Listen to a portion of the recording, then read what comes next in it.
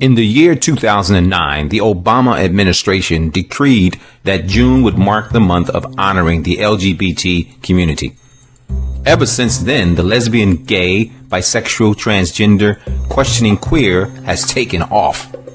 Gays fill the entire spectrum of society and has bum-rushed mainline churches en masse. Understand that this is not about people as much as it is about the act performed by people. There are levels of sin just like there are levels of crime. There are different degrees of punishment for certain crimes, just like there are different degrees of punishment for simple acts. More on that later. The lifestyle of LGBTQQ has become as normal as a person drinking a glass of water. The following are brief clips from both sides of the sin of homosexuality and lesbianism. This is what unfolded in 2009/2010. Whole world waiting for you, filled with possibilities. There are people out there who love you and care about you just the way you are. And so, if you ever feel like because of bullying, because of what people are saying, that you're getting down on yourself, you've got to make sure to reach out to people you trust. Today is the last day that Barack Obama will be our president. I want to personally thank him for changing my life. I am a legally married woman because of him, and so is my wife.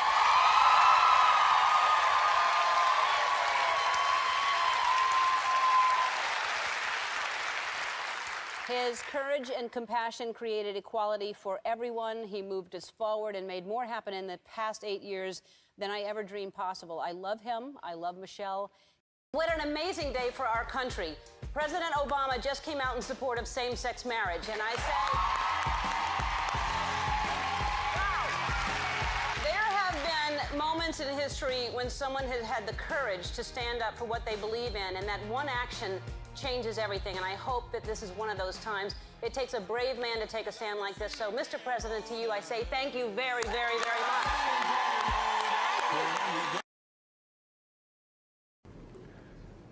Our president just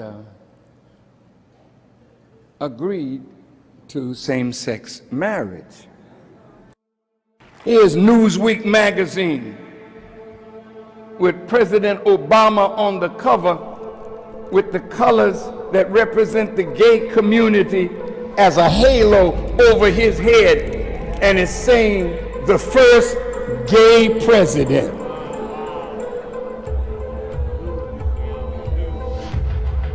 Now, you think they're not mocking him?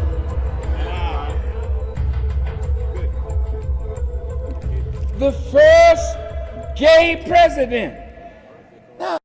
A group that supported him getting elected is now speaking out against his position. More than a dozen African-American pastors and civil rights ministers in Memphis came together today to say they want President Obama to reverse his decision.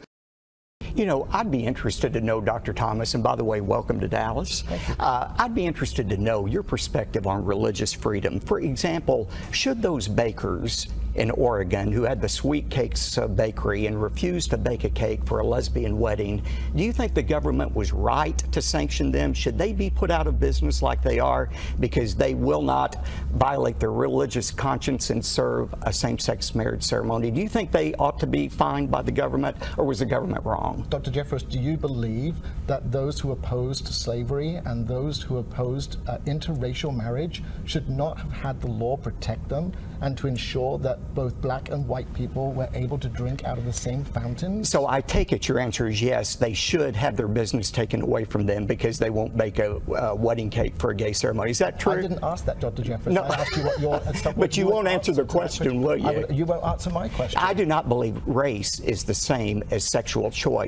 I have an African-American pastor friend here in this community who says, don't equate sin with the color of my skin. And I believe many people of color, not all, but many, take offense that you equate sexual choices with skin color. And that's very offensive to many people. It's very offensive. sexual orientation is just as valid in my lifestyle as someone's color of their skin. It is not a choice. It is something that is a God-given gift. Pastor, and I will not demonize people. Pastor, all sexual activity is a choice. All sexual activity. Nobody puts a gun to your head or my head and makes us do anything sexually. It is all a choice. If you're talking about inclination, that's another story. But I've been here for 2,000 years. Christianity continues to evolve through our understanding and through our tradition. God's word never evolves. It never changes. The scripture says, thy word is settled in heaven forever, O Lord. People change, opinions change, but God's word never changes. God's not schizophrenic. He doesn't contradict himself. I'm not saying God is schizophrenic. God has already spoken. His revelation is in Scripture. And unless you're willing to say Jesus was a homophobe, how do you say in Matthew 19, he says, God created people male and female. A man shall leave his father and mother and cleave to his wife. That is God's pattern for marriage. It's been the pattern for 2,000 years for Christianity, thousands more of years for Judaism. That's the historic understanding of the Bible. There's no ambiguity about it at all. Biblical marriage in Judaism was not about a man and a woman for the sake of love. It was about the sake of property. It was about men's domination over women. We've evolved on marriage. No, it was God's created plan. It wasn't about the domination of women. God's eternal plan was for one man and one woman. God designed marriage, and I think he knows how it best operates. Who are we to say we know better than God? So appreciate it. What was your reaction to the president's announcement? Well, I was disappointed. As a Christian and as a person who believes that the Bible has established clearly what marriage is supposed to be between a man and a woman. And because the reality is that the saga of a nation is really the saga of its families written large. And when you redefine the family other than what the Creator intended when he established it, then you're looking at the devolution of civilization. Separation of church and state should never mean separation of God and right. And since government is supposed to be an agency of God, and since the nation was established based on a theistic frame of reference, God should not be marginalized and put on the sideline. His authority should not be negated, and we should not take human institutions that he established, which includes government, and the foundation is the family, and redefine it at our own whim. Civil rights is not an issue here. Biblical justice is the equitable application of God's moral law in society. When you talk about racial civil rights and combine that to the redefinition of the family, God has to have a say-so on both issues. He's spoken on both issues clearly. The institution of marriage has changed over time. I mean, I was having this debate with Tony Perkins this morning. The institution has changed a lot over time. For women's rights, certainly, for, as you well know, rights of slaves to get married, as you well know, rights of blacks and whites to get married. So it's changed a lot. Why not leave it up to God and let man get out of it? Because God has established what man is supposed to do, and he expects man to do it his way, not a way independently of him. And when you do things independently of him, you bear consequences that you don't want to bear. And so God is not just some ethereal spirit up there that is uninvolved. He is involved through his systems that he's established. Government is one of those systems, and government is to respect his rule, not ignore it.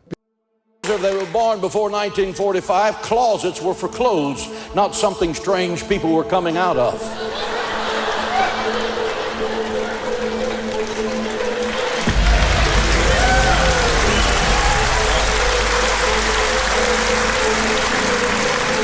We were before gay rights, computer dating, daycare centers. Daycare centers were actually called homes. It was a different world. We were the last generation dumb enough to think you needed to have a husband before you had a baby. That's why my generation thinks we need a constitutional amendment to protect the sanctity of marriage that guarantees that in America, the only marriage to be recognized is the marriage between a man and a woman in the house of God.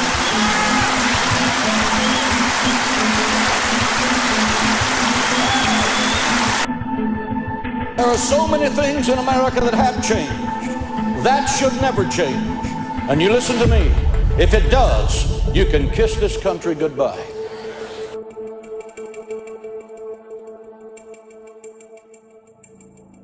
The Bible denounced everything what a man wants to do that would give him satisfaction that's against God. Look at what man do. God said he made the woman for the man. Man said, oh, I don't want no woman. I want my own kind. The men now want to be Christian homosexual pastors. Wow. Women want to be lesbians, preachers. Everything. They try to integrate. If you take oil and put it in water, the oil comes to the top. It don't mix. For all have sinned and fall short of the esteem of Elohim. Romans Yin chapter 3 verse 23.